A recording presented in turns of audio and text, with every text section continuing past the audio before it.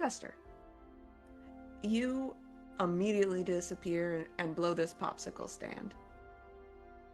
Where does the Iron Hound go?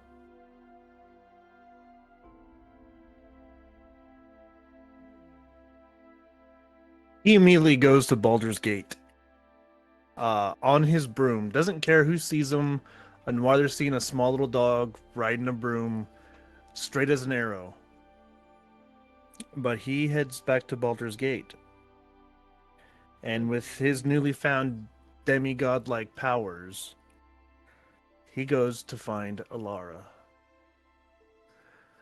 The person that his guild imprisoned to make him go on his quest.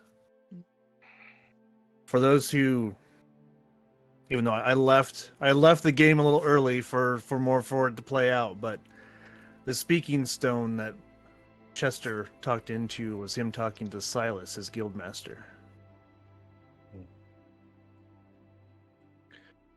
But now that he is known as the Iron Hound, also known as the Little Death, he decides to go talk to Silas on his terms. The good boy comes back just for a split second when he meets up with Silas. During which time he kind of shows Silas what he has become. Wearing his general-like coat with his bow and the power that he yields, Silas immediately understands that he's got nothing on what Chester's become. But Chester also doesn't let this thing go to his head. All he wants is Alara. And he might take all the gold that the guild has at the moment, and he decides to retire. Beautiful. And he finds a little place out in the outskirts of Baldur's Gate, where even though he gives the luxury and life that Alara has deserved, he usually spends his days patrolling the estate's perimeter.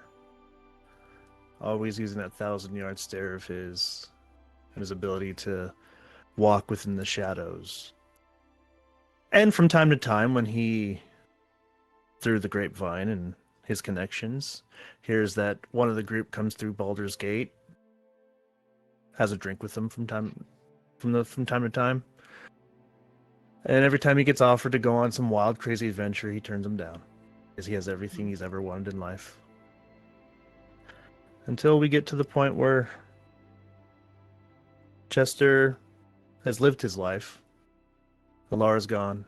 She's passed on. And it's just the Iron Hound.